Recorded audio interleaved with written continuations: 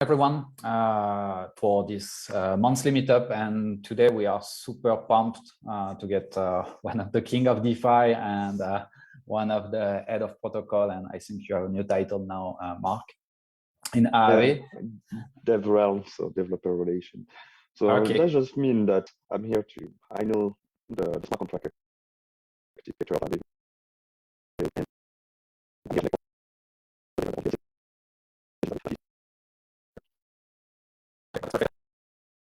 Just for the people who join us on this meetup, so it's streamed on Facebook as well. My name is Max. I'm the co-founder of Atato and the organizer of the Bangkok Blockchain Meetup for the past 3 years. And today we are super excited to have Marc Zeller from Aave. As usual, most of you know how those meetups works.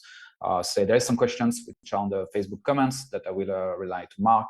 And on the Q&A side, please feel free to use the chat. Obviously, we are not going to allow people to talk much. But if you have any questions, I know you guys reach out to me already for some of them. So please use the chat. I will relay them to Marc and we can have the discussion. So first, let's start. Marc, I will let you introduce yourself a bit more than the few words. And if you can introduce Aave for the people who don't know the protocol. And yeah, let's go. Sure. So my name is Marc Zeller. I'm involved in the blockchain community since 2015. I joined a bit earlier, but I was just putting some money here and there and losing money in shitcoins because we all start that way. Yep. And 2014 was crazy time where everybody was doing the new Bitcoin, and I was stupid enough to believe that. So you learn from the mistakes, and we do those kind of educational meetups, so you don't have to redo the same mistake we did in the past. Yes. To keep it short, I'm French, as you can hear it. It's very hard to hide that with my accent. And I created Ethereum France, non-profit, with a few friends from the community. We did and we still do the largest European Ethereum conference, the ETHCC, every year. The next edition is in July. So if you guys want to go to Paris, that's going to be a great time to meet the developers and the community. And I work for Consensus. I work for a regulated crypto broker, but I'm very lucky, and that's to have joined Headland back in 2019, just to prepare the transition from Headland to Aave. Because Headland was the ancestor of Aave, and what Aave is, we are the #1 decentralized finance liquidity protocol. That means that people can, in a trustless and permissionless way, provide assets into the Aave protocols. We are present on 7 different networks, so Ethereum, Polygon, Avalanche, Optimism, Arbitrum, that's 5. What's the other ones? Phantom and Harmony. Yeah, and there's so many that sometimes I forget. We are liquidity protocol, so that means the basis of decentralized finance is that you can provide asset and people can take that liquidity and pay interest for that usage of liquidity.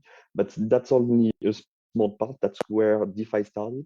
But DeFi is evolving into what I'm naming liquidity as a service protocols. So basically, we invented flash loans, which is a crazy way to do many stuff within one transaction with crazy amount of liquidity, for the better and the worse, because some people use it to do crazy stuff.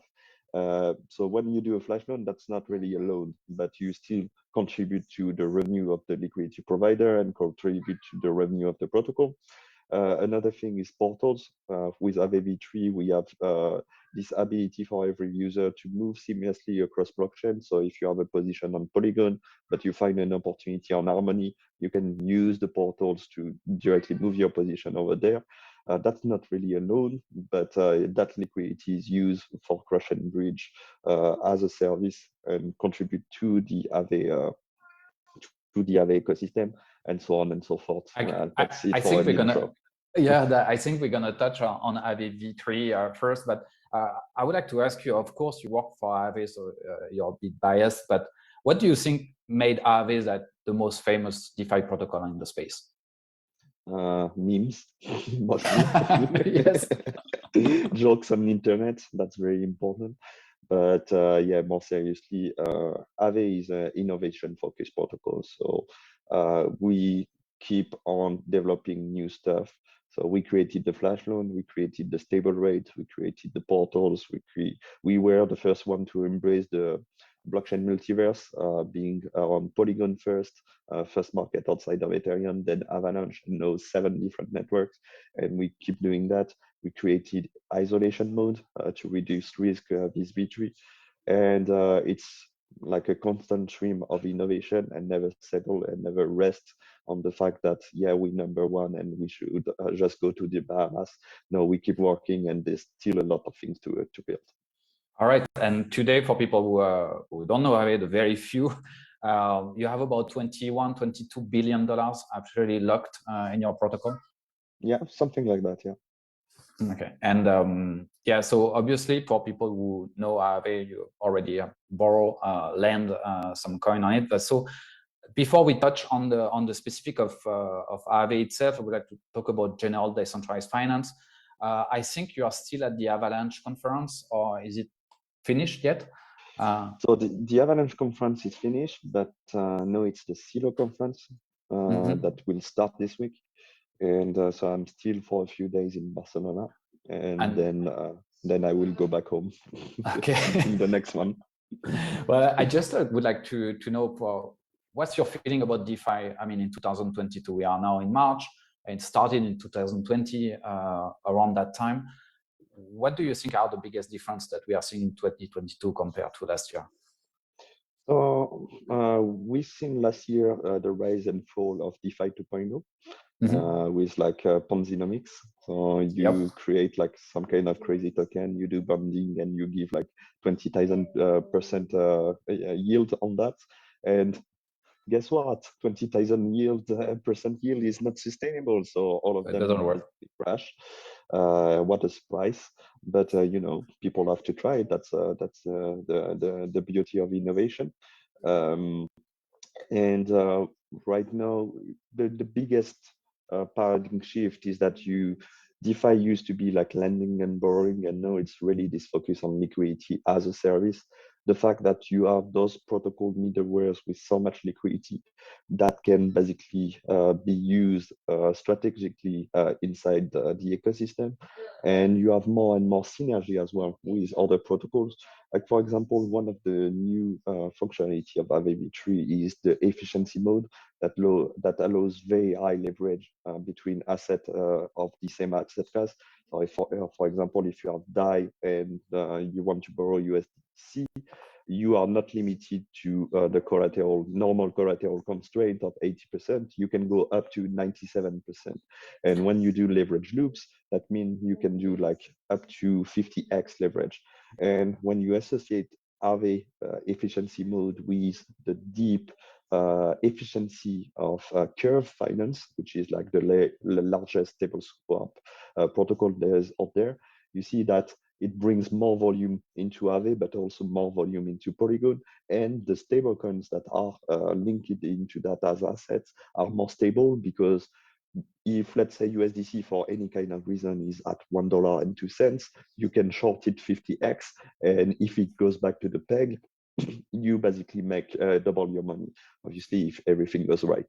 That it's easier for those assets to maintain that peg. And that's the case for stable coins, but also liquid staking asset, which is the next big trend in DeFi. So we are pioneer with that, with Aave, with STETH as collateral from Lido Finance.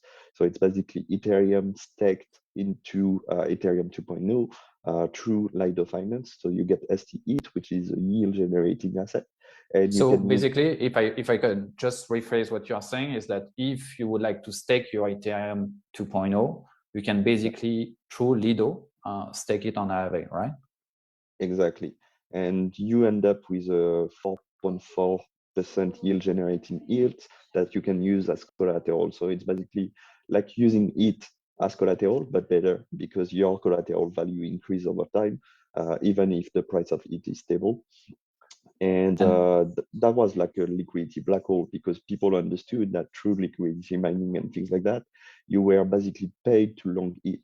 And because for the past few weeks, it was not the worst idea to long it, we got like $1.7 billion of liquidity in like 14 days for this specific product.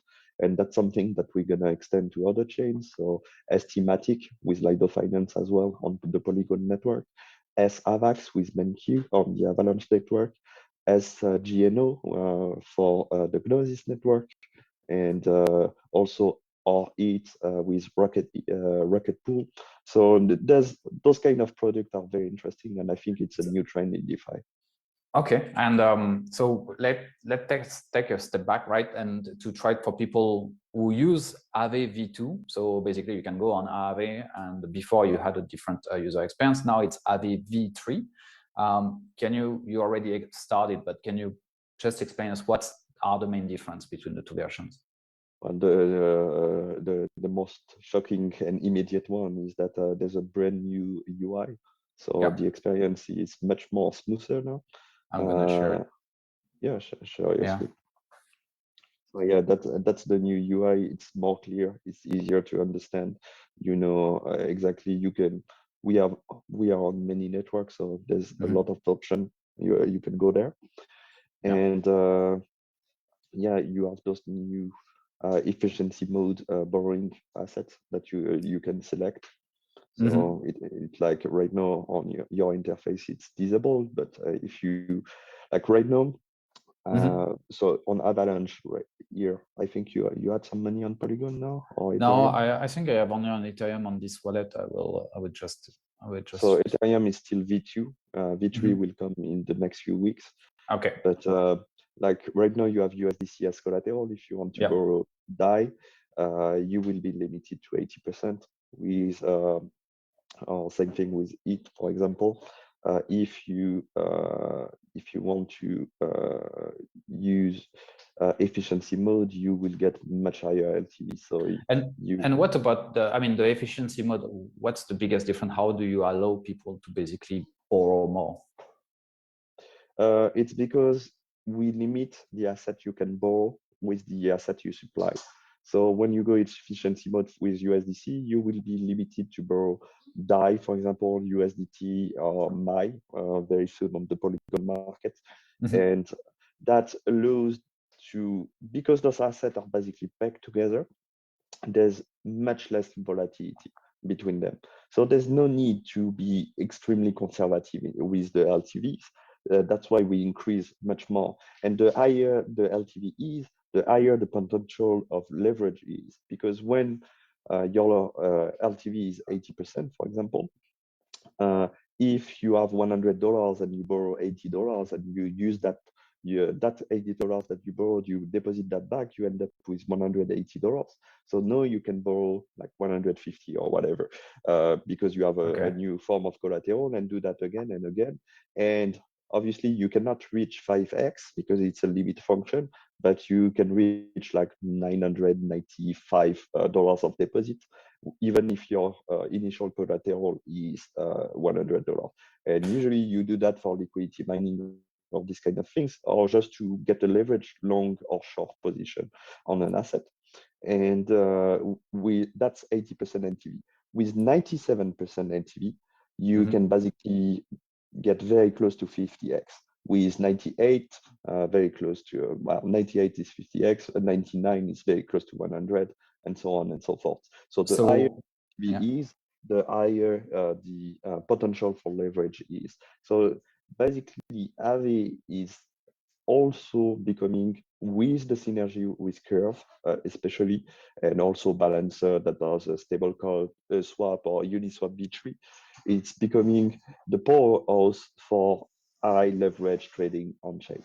Okay, so you mean that now most of the volume, the total value lock is on Aave, right? I see that, and it's going to my next questions, because you guys started to basically accept institutions. So you're, I think, the first DeFi protocol in the world that accept institutions in some ways. through your ARC program. Can you explain it? So if I'm a company, I would like to stake some of the digital assets that I have on Aave. How do I do? So there's a separate product of Aave. So what we are seeing right now on the screen is the regular Aave that is open to everybody. That anybody with an Ethereum wallet on any network can do. But the downside of that, or the flip side of that, is that because anybody can do and deposit and withdraw and do things, sometimes it's outside of the comfort zone of financial institution, because they have like KYC requirements. So know your customer, they want identification of market actor, anti-money laundering, all these kind of things. And that's not something you can do in a truly permissionless and decentralized protocol. So Aave launched another market, which is not accessible to the public, because you have to be an institution to be in there, called Aave Arc. And oh, you can see it now? Yeah, you see the UI is yeah, but you cannot it's a link. It's a link it's to Fireblocks, basically, right? Yeah. So you cannot deposit unless you do the onboarding process. And so, yeah, Fireblocks, which is a regulated custodian solution provider in the US, is doing KYC and EML procedure for all the ARC market participants. And so it's a new way to just increase the range of the product we have at Aave. And I'm just curious, I mean, for the people who are participating, companies are not going to do like a crazy leverage yield on DeFi, right? What they are looking for mostly is to do like 2, 3, 4%, right, on USDC. Is it something that you are seeing, or something more? So there's always two sides of the liquidity market. You have the demand, so borrow, and supply, liquidity providing side. And what we are seeing right now, there's a lot of demand on the borrow side, especially from market maker, people that are providing liquidity in centralized finance, that always lack liquidity, especially in market conditions like the past few weeks that are quite heated, where there's high demands on centralized finance for leverage or this kind of thing. But today, the supply side is still small, because usually the people, like the people that are on the borrow side are market makers, like those kind of actors. They are already used to DeFi because those guys are finance trading / trading guys. But the supply side, the people that will deposit large amount of USDC mostly, they are more traditional financial institution, family office, hedge fund. So they are slower to get into the market. And right now we are still in the onboarding phase on Aave Arc with growing liquidity, but it's still the early days. Like the whole product is, I think, 2 months old. So okay, so it's pretty new. But then there is my questions, because I had people asking me, I say, well, now it's cool, I go on Aave, but the yield are super low compared to some CeFi, centralized finance, and so on. So I know you can have some strategy, leverage it up, but for someone who is a bit of a newbie who's coming to the DeFi space, is seeing those rates. It means that there is much more people that actually lending than some that are borrowing, but you seems to say the opposite. No, it's always a link to market conditions. So you're probably aware that the past, except like the past two weeks, the past 6 months were quite difficult in crypto. Like especially like there's not being like a smooth sail travel, and so usually like most people use DeFi to on the borrower side to leverage.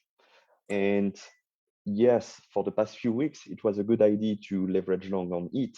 But if you take a step back and look at the market for the past 6 months, it's been a difficult time for people that did the same thing. When you look at the price of ETH or Bitcoin or this kind of thing. So know that the trend is kind of reversing. We can expect more demand of stablecoins, so yield will be pushed higher. What we see from basically historical data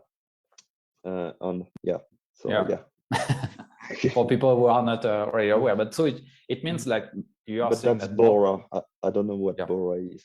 Yeah. Oh, Let's sorry. I don't know why is it. Yeah, I thought it was. Yeah. Anyway, I think people are very well aware about the price of Ethereum, especially last year. But so you expect that actually yield might go up because of more demands on the market? That's what we've seen for the past 2 years, basically. Okay. In DeFi, or at least the past 2 years, is that you have a range of somewhat normal yield in DeFi.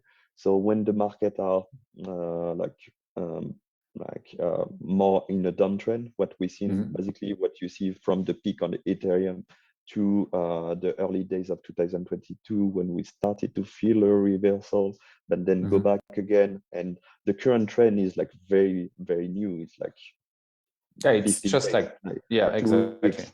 So you need some kind of inertia in the market to say, okay, this is a trend, like long-term trend. I will open a position for the long term or whatever. And the range is in DeFi is 3%, that's the lower band, to 12%, that's the higher band. And 12% is basically what we've seen on the market during the DeFi summer, during until the summer, like between the DeFi summer of 2022 to the DeFi summer of 2000, the second one of 2021.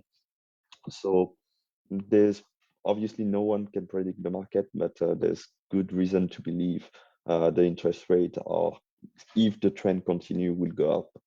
Okay, but that's pretty good news. And I got, I think, like 5 messages before we started, and I say, "Oh, you are going to talk to Marc Zeller." So what the hell happened the past few days to Aave tokens? I mean, you guys launched the V3. Was there any special news for the market to react that way? V3 is a big news. Yeah, no. I'm not saying it's not. So it has been obviously for obvious reasons, I would not comment on the price. Yeah, so you can course. do your own research, and we are not here to do any financial advice. The market sometimes is disconnected completely from the project. Like a very good project can have very bad price action, and the other way around. And sometimes both goes the same way, but it's not science, you know. So please do your own research. I'm not here to. It's not the point of the conversation. But in terms of news, we got Aave V3. We have new tokenomics that are being discussed and will probably be released in the next few weeks. The V2 of Ethereum will become V3 in the next few weeks as well. Okay. We got selected, the Aave companies, to work as finalists to work on the CDBC of Brazil. That's that's also a big thing. We have portals with the success of Stargate. Like, people realize that we are basically will bring liquidity in Stargate, Connect, up, and all the Persian bridge with portals. So that's also room for improvement. And there's also the Redacted project that will be launched in the next few weeks that people expect since quite a while.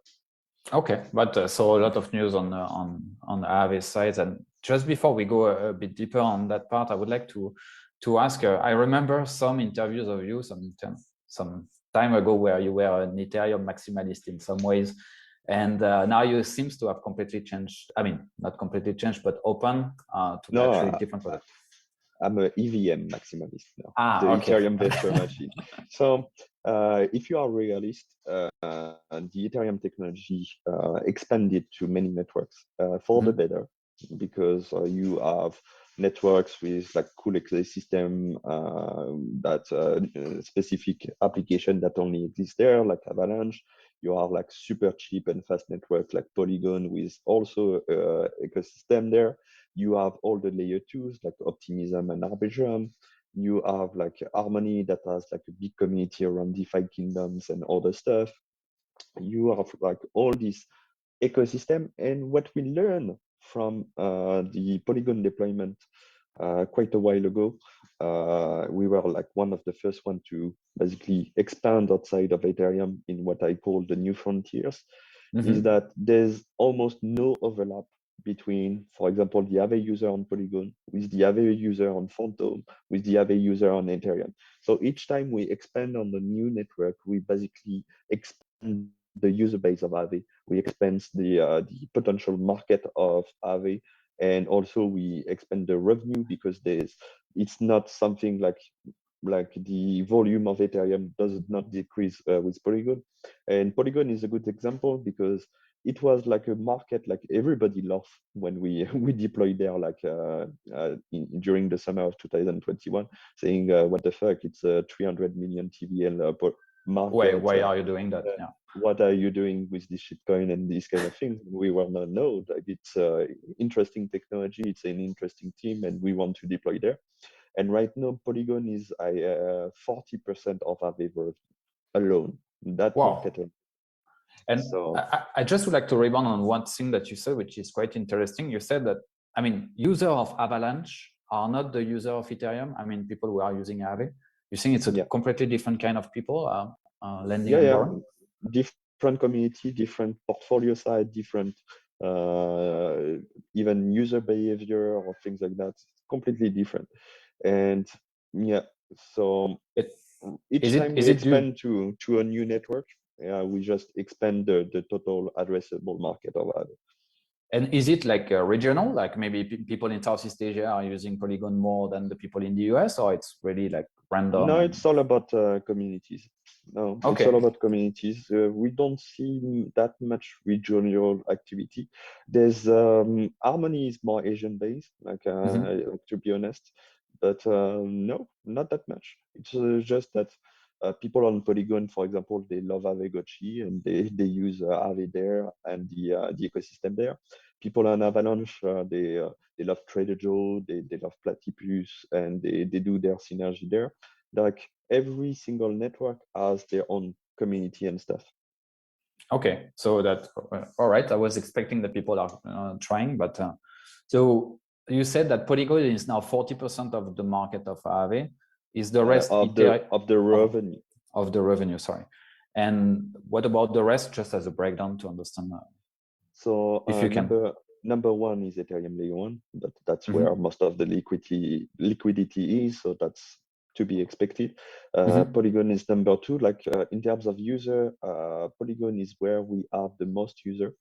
So there's less whales on Polygon, but we have like tens of like hundreds of thousands of users on the Aave Polygon market. It's like huge. And even if like the market size is smaller, so this is V3, it's brand new, so it's 1 week old.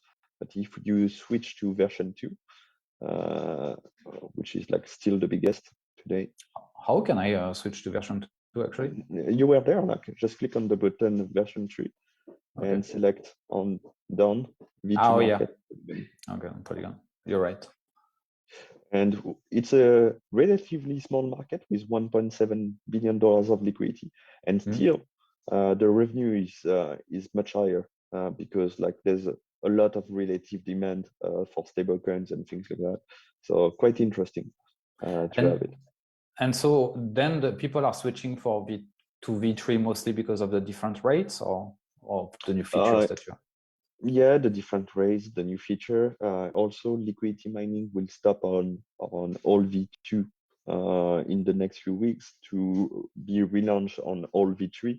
So that will incentivize people. Like for example, Polygon doesn't have like no V3 market as liquidity mining yet. So it's pure organic growth for now. And it's something that will grow over time with as well liquidity mining when it will start on V3 markets. Okay, and one last question. You mentioned that people can actually like bridge between different protocols, like on Aave. Yeah, so that's the portal feature.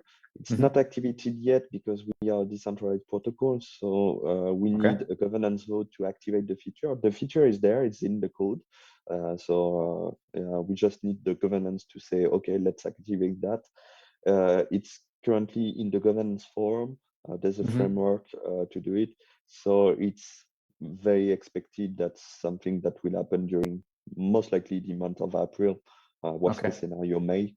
But yeah, and when you will see like a new button to say, okay, I want move my money to Phantom, for example, or to Arbitrum, and it's going to be as easy as this.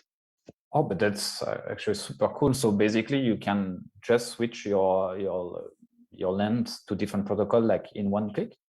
Yeah, in one transaction. So the first time you will need two transactions because you need to approve the contract. But once you've done that, yeah, one transaction. Okay, well, that's amazing. That's maybe why the community is reacting to the token price. But thanks a lot for that. And we talked about Arc. We talked about the different features of Aave, and I was mentioning that you were at the Avalanche conference. That what do you see as just as a community difference between Avalanche and Ethereum, for example? Completely different. Yeah. There's not a lot of overlap for sure. It's quite interesting. Avalanche, they are more focused on their subnet scaling. So they have this concept of many like micro blockchains that will networks that will run alongside the C chain of Avalanche, which is the main network we own. A lot of gaming. I was like impressed by the GameFi ecosystem there. With, for example, DeFi Kingdom, which was launched on Harmony and is expanding to Avalanche as well, and also a lot of DeFi. So one of my best meeting there was with Nested Finance, which is doing copy trading protocol, but also yield farming protocol, in the sense that anybody can be a DeFi strategist and do like some kind of crazy French chart optimization and then create a vault there. So I will work with them in the future. And also other cool stuff like it's not a fork market like for example like the early days of BAC were just copy paste of other protocols. Like Phantom today is mostly this, to be honest. Like most protocols there are just copy paste of stuff that exists everywhere else. Avalanche and Polygon, they have this network specific native ecosystem with their own application, their own code, and it's quite interesting to see.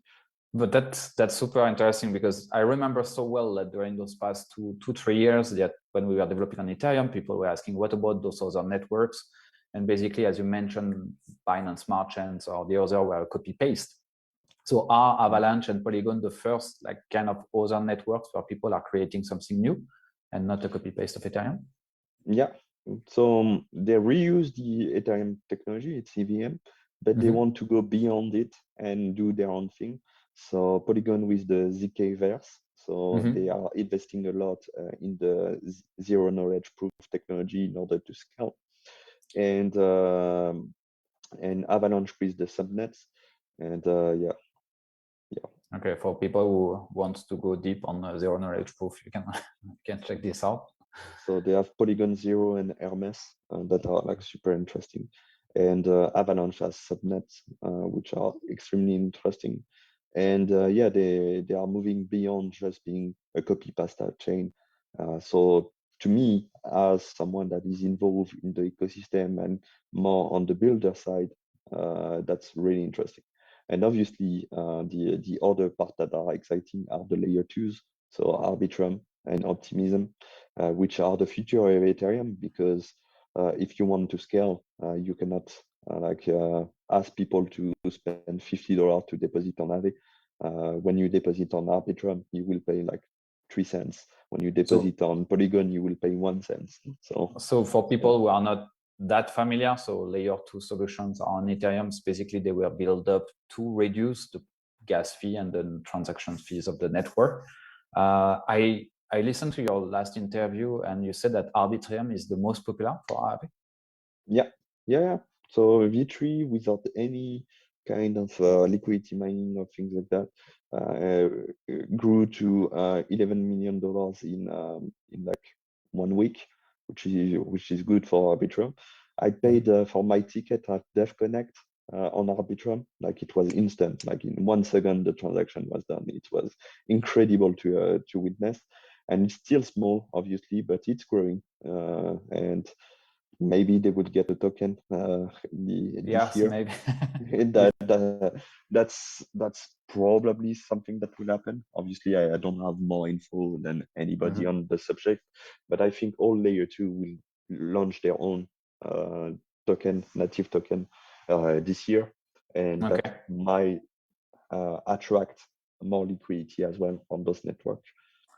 And just like for people who are a bit confused between those layer 2 and sometimes make mistakes transferring from layer 1 to layer 2. So can you just explain how it works and how you should do it? So layer 1 is like the center of gravity. It's that's what we use today. And layer 2, it's a blockchain on top. I will simplify this, or a system on top of the blockchain that will anchor whatever happened in their rollup or in their chain into the security of the layer 1. So that's why we call that layer 1 and layer 2. There's a second layer on top. And basically, when you are doing stuff on a layer 2, when things are done well, you inherit the security and the resilience and the reliability of the layer 1 eventually. So it's a way to scale, so you can do transaction faster, more transaction, you can do more stuff for cheaper. And that's the future of it, where the layer 1 will be the settlement chain, where transactions are very expensive, but if you want to do a $1 billion deal, that's where you go. And if you have $100 and just want to enjoy stuff, you go to the layer 2. It's faster and cheaper, and it's good enough for this kind of purpose. That was a good summary. So I would like to expand a bit on, I mean, we are talking about DeFi today. You mentioned and you said that on Avalanche, which was surprising you, is the rise of play to earn gaming, right? This is something in Southeast Asia we are seeing a lot. You know, MetaMask users, half of them now came from the Philippines during those past years because of play to earn games. What's the future on Aave on play to earn? Are you going to integrate some protocols? Can you expand a bit on this? So Aave is the incubator and of Aave, which is our own GameFi project. So Aave is a Trojan horse to basically you do gaming, but actually you learn about finance and you use DeFi and you make money like through a game. And Aave is an independent team. So we are the incubator at Aave. The Aave companies of the Pixelcraft company, but they did fundraising with all the stuff, and it's an independent team. They do their own stuff, but they are based on the Aave protocol and technology. And so it's quite interesting because Aave tomorrow launched the alpha of their game. So it's going to be like a limited alpha with just the farming and play to earn aspect. There's not the PvP, the PvE, and the full game yet. It's going to be released in a few phases this year. But like if you are interested, you can rent the Gotchi tomorrow and play the game directly if you want. So you heard it like the good way, like at the right time, because it's just before the release. And yeah, so in the game you can have a Gotchi if you want to own it, which is an NFT and a specific NFT because it's a 1155 standard. So that NFT is basically a small smart contract that can act as a wallet. So you can have within your Gotchi like Alchemica, which is like the materials in the game that you can use like just to sell if you want to just make money out of the game, or you can use to craft stuff that you can put on your parcel in order to farm more, or just to flex that you have like a very beautiful parcel. And there's a decentralized exchange in this. The native asset is Ghost, which is the governance token as well of the Aave world. And you can deposit your Gotchi can hold funds that are deposited into Aave and earn interest So there's many stuff that are. So it's basically as well for educations, right? For people who want to understand what is play to earn and would like to understand this decentralized finance in general. That's a good way to start, right? Yeah, it's basically play to learn Yeah. and play to earn. It's a Trojan horse to educate people about finance while playing game. And is it on which network? Is it on Polygon or? On Polygon, yeah. Yeah, okay. So basically affordable for everyone to start with, right? Yeah. I think it started at $2, right? Yeah, but you don't need to. You probably need one ghost to rent a gochi. So, okay. So you can buy a gochi, but it's pretty expensive now because like the game is very popular. So it's probably $1,000 for like a basic gochi, and it can go up to $1 million. Like if you have like a very rare. But if obviously you don't have like like $1,000 to invest in the game, there's a lending system in the game. So anybody with a Navigochi can lend it to other players. And probably, yeah, if you want to play like 8 hours or like a day or something like that, it will cost you likely one ghost, so $2. And it's very likely that what you farm in the game will you will make more than $2. Like you will not make like $500 in the day with the $2 investment, but you will probably make like between $5 and $15, so you can pay back the cost of the renting, and the rest is yours. Okay, and I mean, for us, the rise of play to earn that we are seeing in Southeast Asia, it's for me, I've been in the blockchain space since 2013. And I never seen something like that. Even the ICOs in 2017 was a cool concept, right? But what we are seeing in play to earn and the gaming industry in general is really another scale. Do you think it's the future of blockchain, or is it too early to say so? I love the fact that it's a good Trojan horse for people to educate about finance and DeFi, because it's true, DeFi is finance and finance is boring for most people. Yeah. But if we can trick people into finance while playing a game and they make a little money on the side, that can be a good idea. Yeah, so yeah, GameFi is here to stay. Game will come and go, like every industry. Like some games are popular and then they are not. You will see new games appear and game like fading into like not being popular anymore, and it's completely normal. It's part of the industry. But yeah, GameFi is here to stay. It's going to be bigger and bigger in the future. Okay, yeah, I totally agree. And so for people who would like to try, just go on Aave, and I think it's going to be and it's launching tomorrow. You mentioned. Yeah, the gochi are here like since a year and more. Yeah. You can buy like items for your gochi and things like that. But if you just want to like play, you can rent a gochi starting from tomorrow. And I'm not sure if it's tomorrow or the day after, or maybe in 2 days that they open the gate to so we can actually play. So it's very soon. Like I'm quite sure like from tomorrow you can rent a gochi and you can play maybe in 2 days. All right, so you heard it here. So you can just try, go to aave.gochi.com.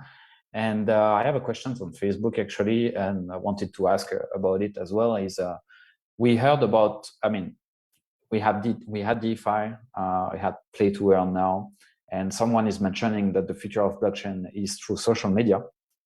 And something happened with Aave, with Aave Lens.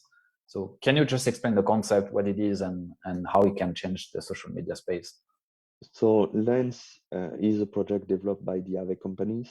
So it's linked to Aave. You know? It's the same concept. It's a different product because we are doing a range of products. You can go to lens.dev. That's going to be like lens.dev. And the interesting thing about Lens is that it's a new way to do social media. So we are not doing Twitter like a mass audience social media, but more like small scale and decentralized social graph. So you can build your own audience and be even when you publish things, you can published for a specific set. So you can say, okay, this post is just a joke, so it's for everybody. But this post is a friend chart, so it's only for the people that subscribe to my DAO. And Okay. as this post is for the Aave community, so it's only accessible to people that has at least 0.05 Aave in their wallet. Otherwise, they cannot see it. So basically, you are choosing your audience on about Yeah, what you post, right? exactly. And the audience can also collect your posts. Yeah. And for example, if you have like, I do a Twitter thread, or a Lens thread, saying I have this idea, we should finance these kind of things. You can turn your post directly into a DAO, and directly people can within the interface invest in your ID and become DAO members and things like that. Every post is an NFT that can hold tokens, like just like the Aave technology that was described before. Any post is an NFT that can hold asset, that can have some smart contract interaction with the other stuff. So it's pretty deep. Yeah. Right now, the protocol is live on testnet since a couple of months. We just hosted the Let's Fucking Grow hackathon, LFG hackathon. Okay. It's a cool name. Yeah. So LFG hackathon, there's been like incredible application that has been built on top of the Lens protocol. And know that we collected feedback for a couple of months. We still gonna stay on testnet for maybe a few more weeks, and then we launch everything on mainnet Polygon. So both the protocol, but also the application on top of the protocol. And okay, but frankly, it looks super interesting because so when will we be able to test it and to join it? You say?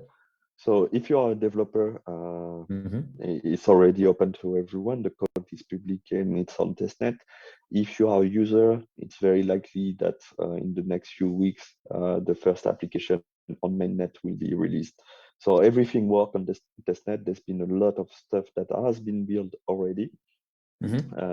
But because it's a big project, we like to take our time on testnet, make sure that everything works before launching on mainnet.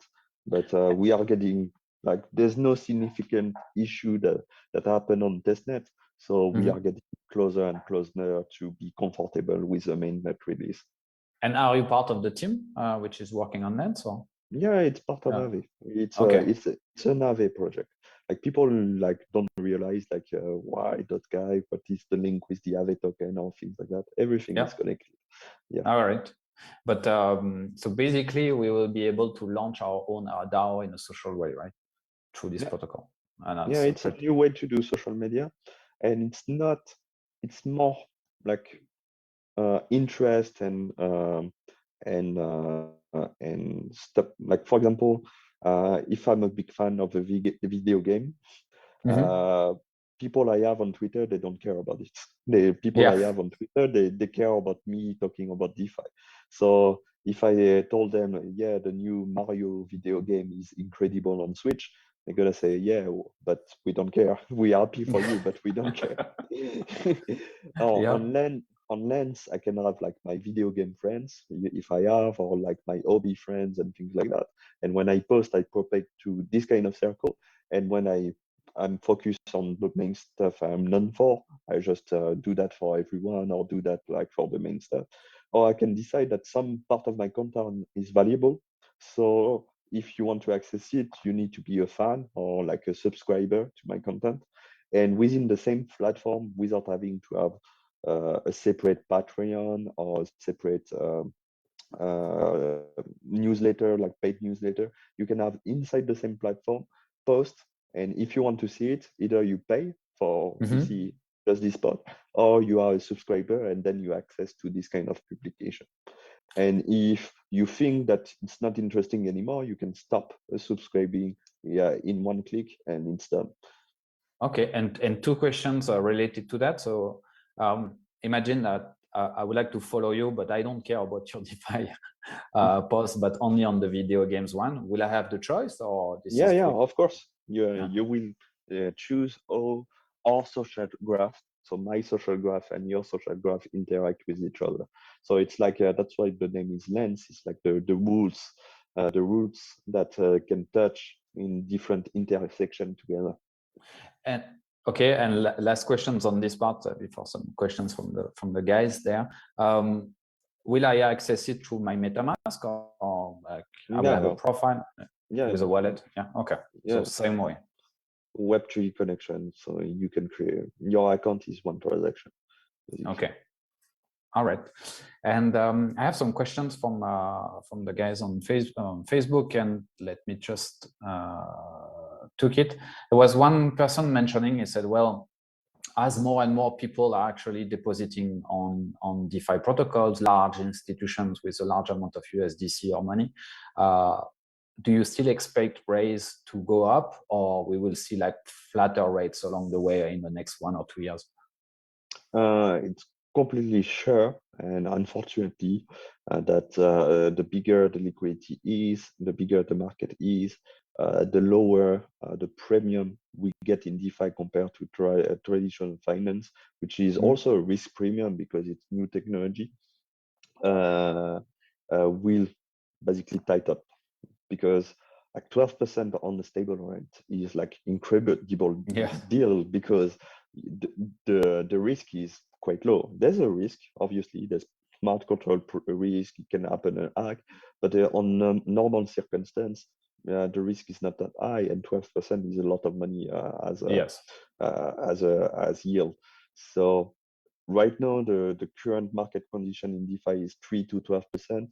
I expect that in a year it will likely be 1.5 to 8. Okay. And in 2 years, it's going to be 1 to 6, and then so on and so forth. I expect that DeFi will always be more efficient than traditional finance. So you will always make more.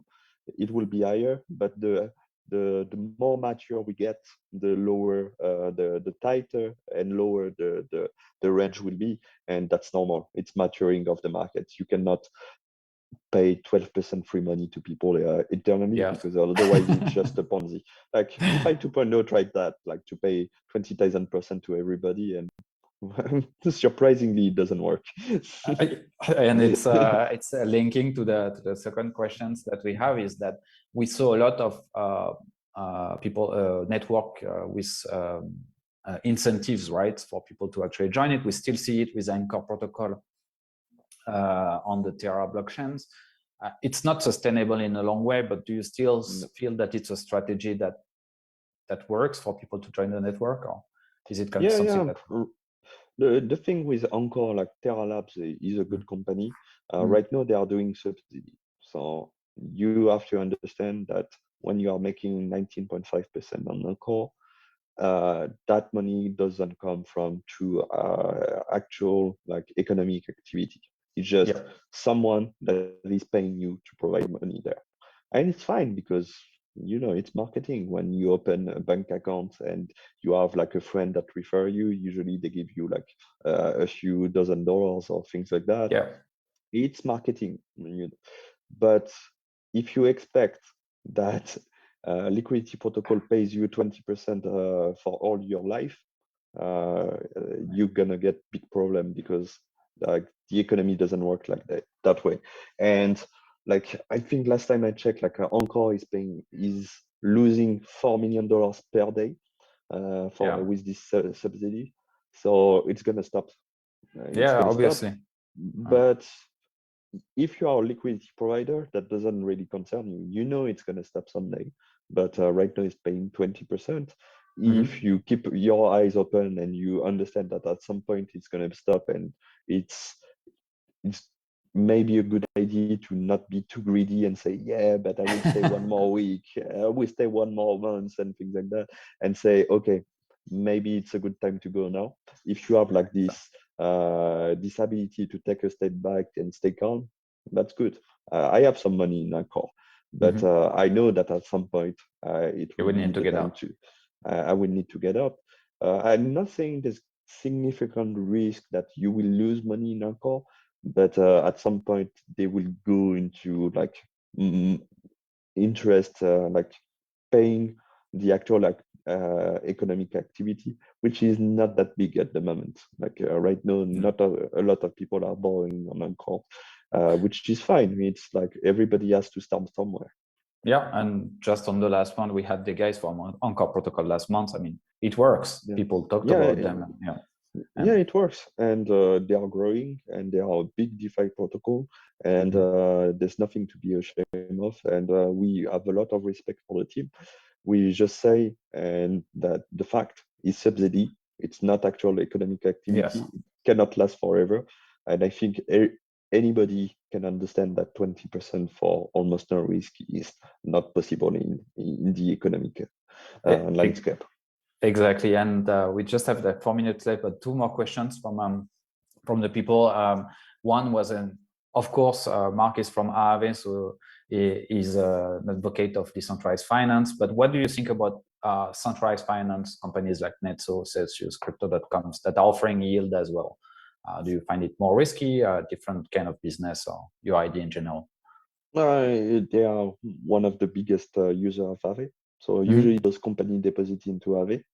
So right now you can see in CeFi, so centralized finance company, sometimes the yield is a bit higher than on Aave because what they do is that they subsidy. So they provide liquidity into Aave on behalf of their user, and they will pay you, for example, with Crypto.com, with Crow staking, or with like the other ones, like with some kind of yield to make sure you have like attractive rate.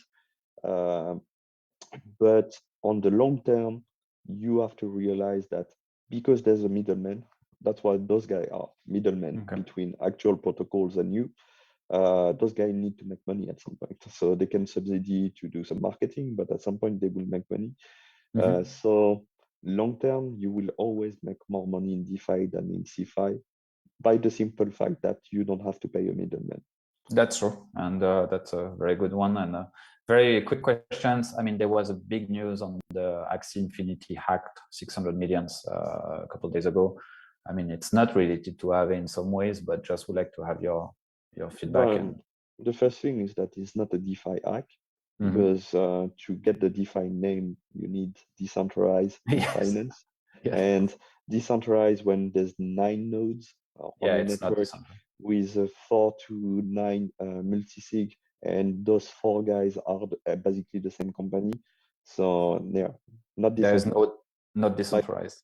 Like we can say anything, I can accept everything, but I would never accept that this thing is decentralized finance. Like we have to be clear, because otherwise everything we do to stay permissionless, to stay decentralized, to be on public network is useless. Because if those guys can get the DeFi name, that means that what all the effort we do are not that important, and I'm not ready to accept that.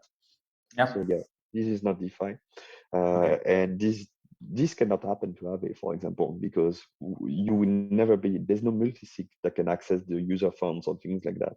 That's the whole point of DeFi.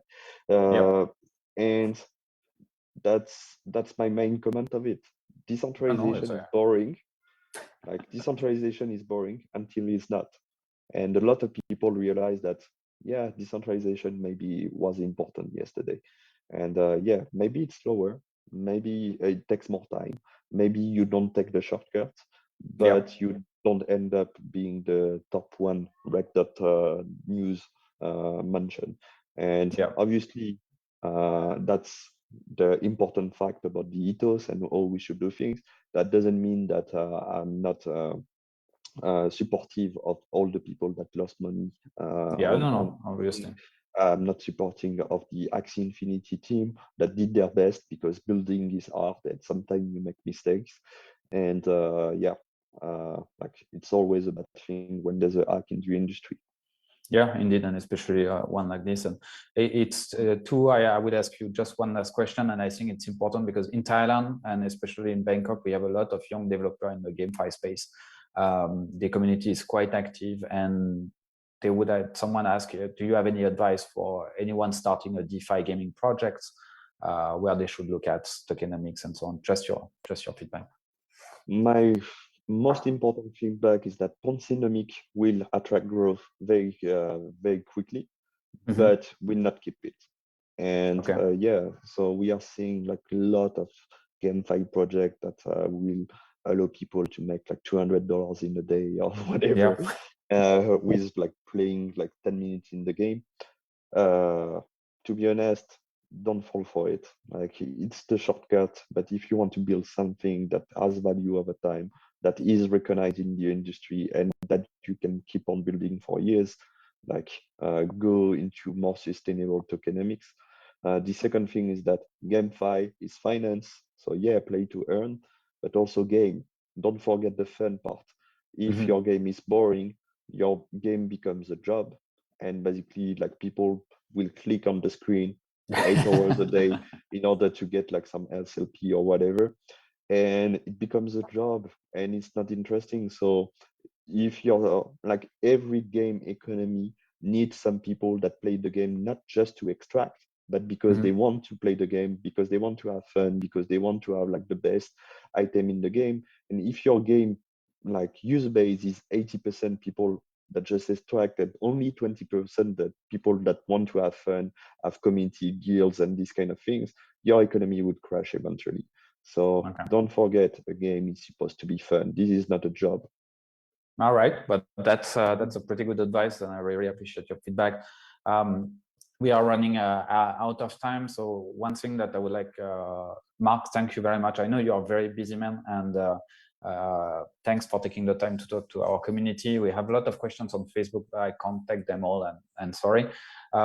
If for the French-speaking people, you can go on Journal du Coin. There is a lot of interviews of Marc on different subjects of DeFi and so on. I really highly recommend of you to look at it.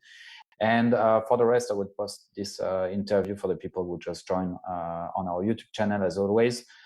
Marc, thanks again. Really appreciate your times. Good luck for the conferences, and I will see you maybe in Paris for the event in July. Nice. So thanks for everyone for joining. I know it's short, it's 1 hour, but this is the way we can do it. So thank you so much.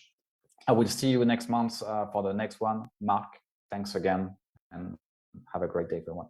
Bye-bye, everyone. Thank you. Thank you. See you next time.